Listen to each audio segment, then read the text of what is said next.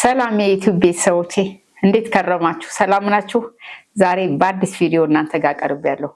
በጣም እንደምትወዱት ደግሞ በጣም እርግጠኛ ነኝ። ለተለያዩ ነገሮች እነዚህ ቀለል ያሉ ምግቦች በምታዘጋጁበት ጊዜ ልትጠቀሟቸው የምትችሏቸውን ማዮኔዝ ነው የምናዘጋጀው ዛሬ።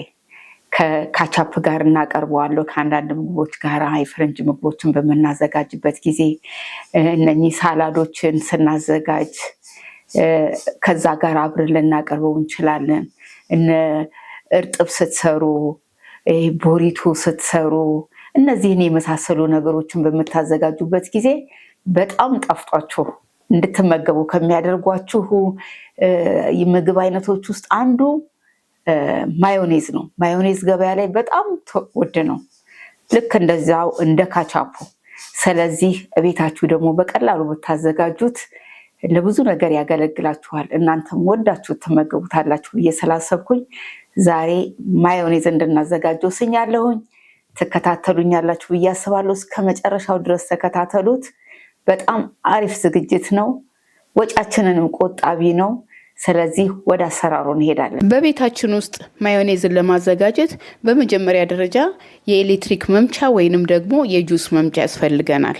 የሚያስፈልግበት ምክንያትም ማዮኔዙ በደንብ መመታትና መወፈር ስላለበት ይሄንን ለማድረግ በእጃችን ብንመታው ላይወፍርልን ስለሚችል ነው። ከዚያ በመቀጠልም ለማዮኔዙ የሚያስፈልጉትን ግብአቶች እናዘጋጃለን። በጁስ መፍጫ ውስጥ 2 ንጹህ እንቁላል ሰብረን እንጨምራለን።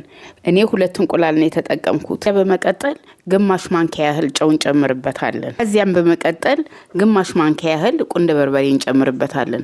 ቁንደ በርበሬ እንግዲህ አንድም ለጣዕሙ ጥሩ ነው፣ ሁለተኛውም ትንሽ የመፋጀት አይነት ነገር ስሜት ስላለው ኮስተር ያለ ማዮኔዝ እንዲሆንልን ይረዳናል ማለት ነው። ከዚያም በመቀጠል 1 የሾርባ ማንኪያ ያህል አቼቶ እንጨምራለን። አቼቶ የምንጨምርበት ምክንያት ማዮኔዙ ሳይበላሽ ለረጅም ጊዜ እንዲቆይ ይጠቅመናል።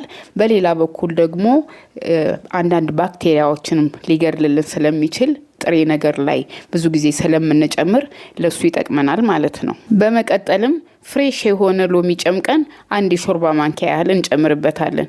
እሱም ጣዕሙን ቆንጆ ያደርገዋል ማዮኔዛችንን። በሁለተኛ ደረጃ ደግሞ ለረጅም ጊዜም እንዲቆይ ልክ እንዳቼቶ።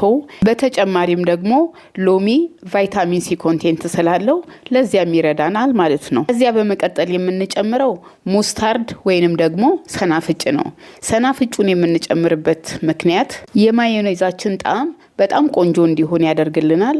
በሌላ በኩል ደግሞ ዘይትም ስለምንጨምርበት ሌሎቹም ግብአቶች በደንብ እንዲብላሉ ይረዳልናል ማለት ነው። እነዚህን የጨመርናቸውን ግብአቶች በኤሌክትሪክ መፍጫችን በደንብ አድርገን እንመታቸዋለን። እነዚህን ግብአቶች በደንብ አድርገን በጁስ መፍጫው ከመታናቸው በኋላ በመቀጠል የምናደርገው ምንድነው? ማሽኑን ሳናቆመው ግብአቶቹ ኤሌክትሪኩ እየመታልን እያለ ግማሽ ኩባያ ያህል ዘይት በአንድ ጊዜ ሳይሆን ቀስ እያልን እንጨምርበታለን። ዘይቱን ጨምረን ካበቃም በኋላም በደንብ እስከሚወፍርልን ድረስ እንመታዋለን። በደንብ መወፈሩን በማንኪያ አውጥተን ካየን በኋላ ወፍሮልን ከሆነ በቃ ማዮኔዛችን ደርሷል ማለት ነው። ስለዚህ እናወጣዋለን በእቃ ማለት ነው። ማዮኔዝ በምታዘጋጁበት ጊዜ ከፈለጋችሁ ስኳር መጨመር ትችላላችሁ። በእርግጥ እኔ አልጨመርኩበትም ስላልፈለኩ ነው፣ ግን ምንም አይነት ክፋት የለውም። ምናልባትም የስኳር በሽተኞች ካሉ፣ ሌሎች ደግሞ ስኳር የማይፈልጉ ሰዎች ካሉ አለመጨመር ይችላሉ። ከዛ በተረፈ ግን ማዮኔዝ ውስጥ ስኳር መጨመር ይቻላል። እንደምታዩት እንግዲህ ያዘጋጀሁት ማዮኔዝ ደርሶልኛል። በጣም ቆንጆ ነው፣ በጣም ይጣፍጣል። በዳቦ መጠቀም ትችላላችሁ። ሰላጣዎችን ስታዘጋጁም ሰላጣዎቻችሁ ውስጥ መጨመር ትችላላችሁ።